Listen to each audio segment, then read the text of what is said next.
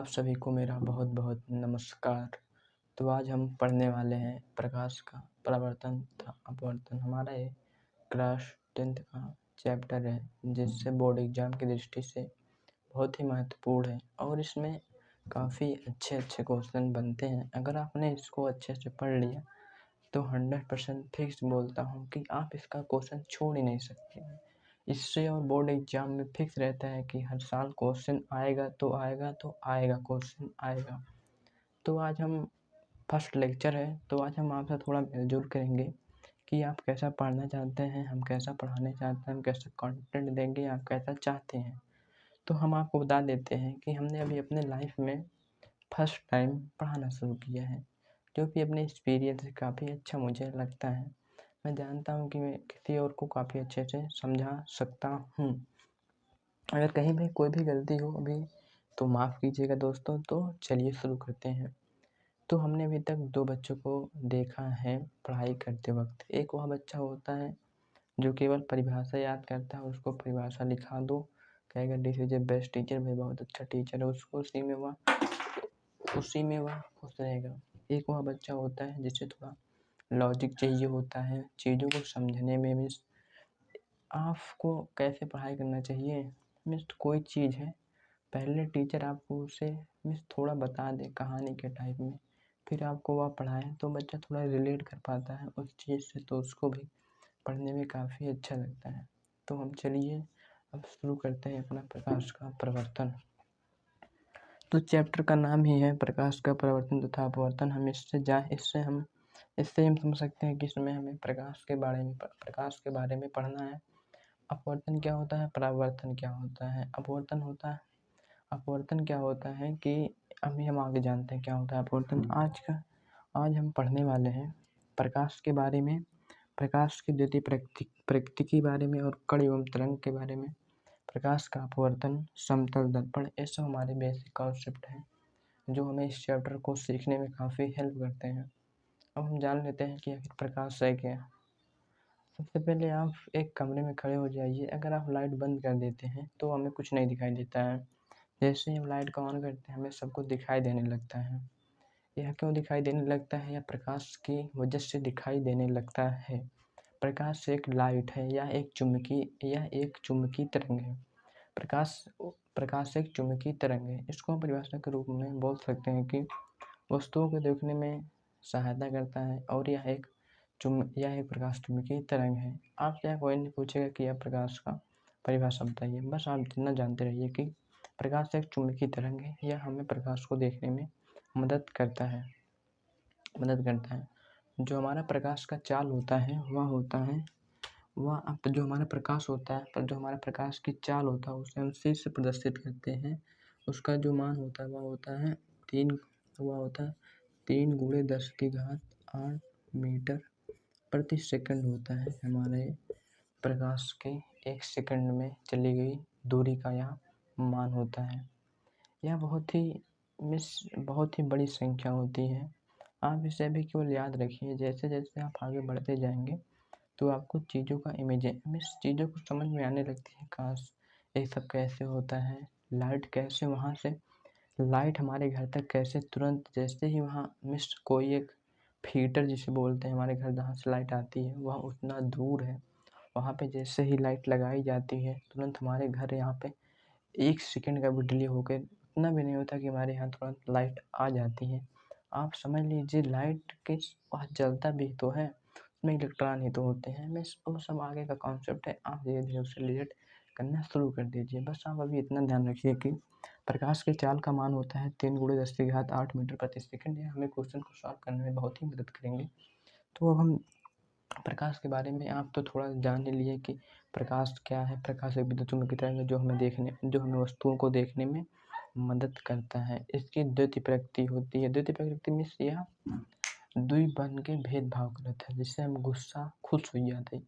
यानी प्रकाशवा है कि एक थी कण के भेद करते, एक थी तरंग के भेद करते हैं।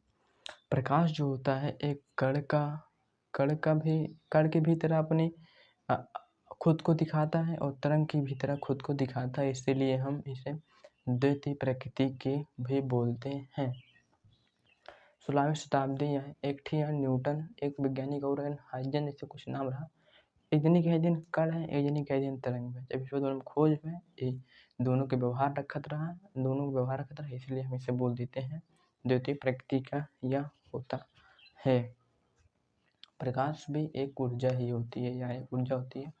बस आप प्रकाश के बारे में ज़्यादा कुछ जानने का कोशिश मत कीजिए। बस प्रकाश एक काफ़ी बार हम इसे को दोहराते चल रहे हैं, तो सॉरी। प्रकाश एक विद्युत चुम्बकीय तरंग जो हमें वस्तुओं को देखने में मदद करते हैं। अब हम पढ़ लेते हैं कि प्रकाश का परावर्तन। अब हम पढ़ते हैं प्रकाश का परावर्तन।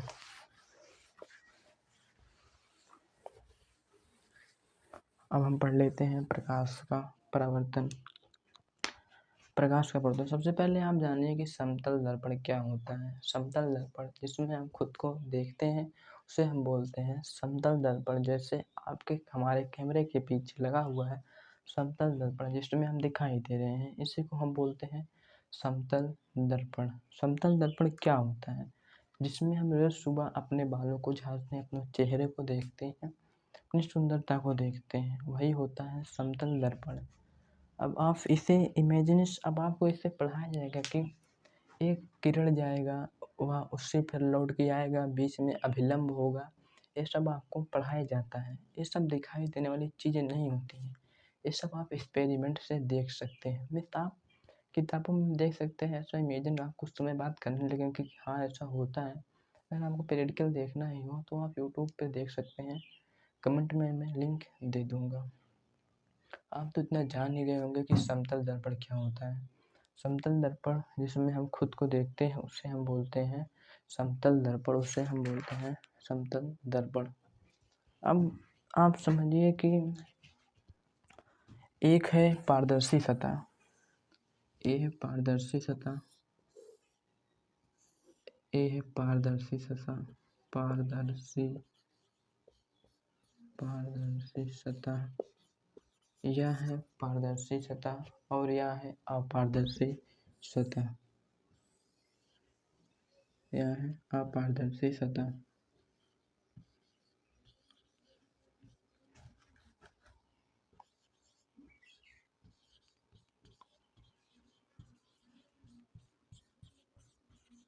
यह है अपारदर्शी सतह, यह क्या है? अपारदर्शी सतह, यह भी है सतह बच्चों। तो अब हम इस पे किरण डालेंगे और यह चमकीली भी है, यह चमकीली और चिकनी भी है, चमकीली और चिकनी भी है। आप जानते हैं कि अपारदर्शी मिक्स क्या होता है? अपारदर्शी मिक्स होता है जिसमें हम वस्तु के आर पार नहीं देख सकते हैं। मिस इसके आप किसी भी अपारदर्शी का मतलब यही होता है कि उसके हम आर पार नहीं देख सकते हैं। और ये जो पारदर्शी सतह होता है इसके हम आर पार देख सकते हैं। अगर इसमें हम किसी भी किरण को डालेंगे तो वह इसे पार करके चली जाएगी, और अगर हम अपारदर्शी सतह पर किसी किरण को डालते हैं तो वह टकरा कर उसी दिशा में वापस लौट जाती है। इसे हम समझने का प्रयास करते हैं। मान लीजिए हमने यहाँ से एक प्रकाश की किरण डाली और हमने यहाँ पर भी एक प्रकाश की किरण डाली, तो इन दोनों केसेस में अब क्या होगा? इन दोनों केसेस में अब क्या होगा? यह है अपारदर्शी सतह, यह है पारदर्शी सतह। पारदर्शी सतह में जो किरण होता है वह इसको पार कर देगी और अपारदर्शी सतह में वह उसी दिशा में वापस लौट जाएगी। यह क्या होगा? यह इसी दिशा में वापस लौट जाएगा। बस यही होता है कि अपारदर्शी सतह में जो हमारा किरण होता है वह उसी दिशा में वापस लौट जाता है। जो हमारा पारदर्शी सतह होता है वह किरण उसको पार करके चली जाती है। यहाँ तक तो अब हमारा कंप्लीट हुआ। अब इसके हम आगे बढ़ते हैं। अब हम सीखते हैं प्रकाश का परावर्तन। और आप लोग घबराइए मत कि हमारे बोर्ड की क्वालिटी इतनी ख़राब है।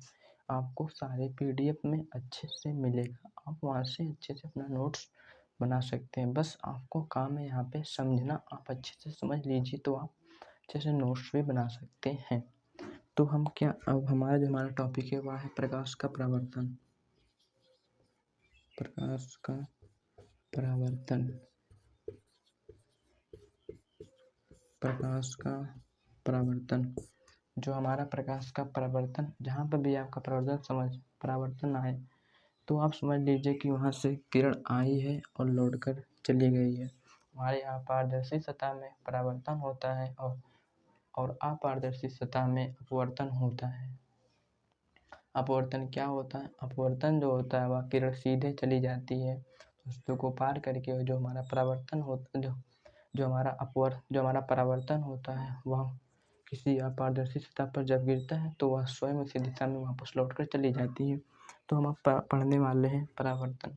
हम यहाँ पे ले लेते हैं एक पारदर्शी सतह यानी समतल दर्पण या पारदर्शी सतह, कुछ भी ले लीजिए। यहाँ पर ले लेते हैं एक समतल दर्पण। समतल दर्पण, जब हम समतल दर्पण पे यहाँ पे लिख लीजिए समतल दर्पण है यह समतल दर्पण। जब हमने समतल दर्पण पर एक प्रकाश की किरण डाली और फिर वह उसी दिशा में वापस लौट गई, इसे हम बोलते हैं आपतित किरण। इसे हम बोलते हैं आपतित किरण। इसे हम बोलते हैं परावर्तित किरण।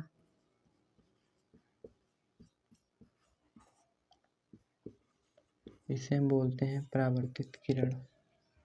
ये जो एक किरण आई है तो हम इसे बोलेंगे आपतित, और एक गई है इससे हम बोलते हैं परावर्तित। ये परावर्तित होके गई है। यहाँ पे बीच में एक हमारा होता है अभिलंब। यह हमारा बीच में एक अभिलंब होता है। जहाँ पे ये तीनों मिलते हैं उसे हम बोलते हैं आपतन कोण, आपतन बिंदु बोलते हैं। आपतन इसे हम बोलते हैं आपतन बिंदु।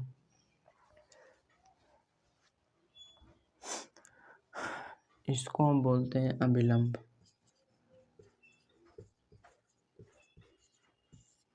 अब हम आपको इसको समझाने का प्रयास करते हैं। सबसे पहले हमने लिया एक समतल दर्पण, इस पे हम कराने वाले हैं प्रकाश। समतल दर्पण पे हम डालने वाले हैं प्रकाश की किरण। हमने समतल दर्पण पे प्रकाश की किरण यहाँ से डाली तो हमने देखा कि यह परावर्तित होकर उसी दिशा में यहाँ पे स्वयं वापस लौट जाती है। फिर हमने देखा कि इसी दिशा में वापस लौट जाती है तो यहाँ पे बीच में होता है एक अभिलंब। जितने का कोण यहाँ पे बनता है उतने का कोण यहाँ पे भी बनता है। ये दोनों हमारे बराबर होते हैं। इसके जो बीच में रहता है उसे को हम बोलते हैं अभिलंब। आप हमारी बात समझने का प्रयास करिए कि जो हमारा दोनों, एक आपतित किरण है और एक परावर्तित किरण है, इनके बीच में जो हमने अभिलंब खींचा है, जो हमारा आपतित किरण के और अभिलंब के बीच में यह कोण बनेगा, यह भी बराबर होगा, और इधर भी जो कोण बनेगा वह भी दोनों बराबर होगा।